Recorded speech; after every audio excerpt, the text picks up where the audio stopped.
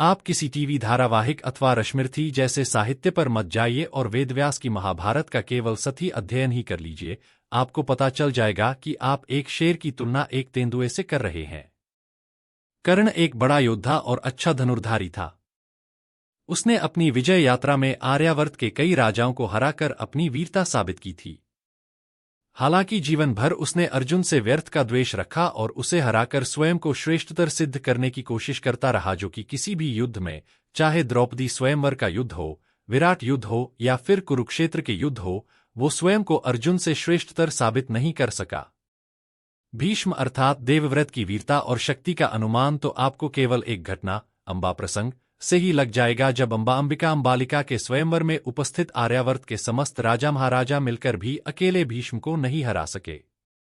यहां तक कि हिंदू महाकाव्यों के सबसे बड़े योद्धा कहे जाने वाले विष्णु अवतार और भगवान शिव के शिष्य परशुराम भी भीष्म से पराजित हो गए थे। परशुराम ने, जो कि भीष्म के और कर्ण के भी गुरु थे, सहस्त्रबाहु कार्तवीर्य अर्जुन को उसकी सेना सहित वध कर दिया था। वही सहस्त्रबाहु जो रावण को पराजित कर चुका था। परशुराम के नाम से क्षत्रिय राजा कांपते थे। उन परशुराम को हराने वाले भीष्म की कर्ण से तुलना भला कैसे की जा सकती है।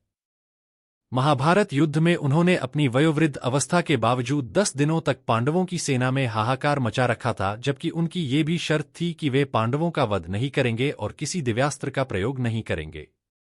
इस वृद्ध योद्धा को युद्ध में रोकने की क्षमता अर्जुन में अवश्य थी, लेकिन उन्हें पराजित करके युद्धभूमि से हटा सकने की क्षमता किसी में नहीं थी। इसीलिए शिखंडी का इस्तेमाल करके उन्हें मार्ग से हटाना पड़ा। कर्ण के पास दिव्य कवच कुंडल थे, जो उसे लगभग सभी अस्त्रों शस्त्रों से निर्भय रखते थे, लेकिन श्रेष्ठ योद्धा होने के लिए कवच कुंडल अथवा इच्छा मृत्यु का वरदान आदि कोई शर्त नहीं होती।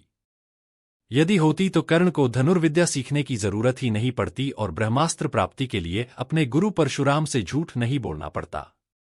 इस प्रकार से देखा जाए तो भीष्म को मिला इच्छा मृत्यु का वरदान भी उन्हें पूरी तरह से अभय प्रदान करता है, चाहे कोई भी अस्त्र शस्त्र हो। कुल मिलाकर भीष्म से कर्ण की कोई तुलना नहीं है, बिल्कुल वैसे ही जैसे शेर से तेंदुए की कोई तुलना नहीं।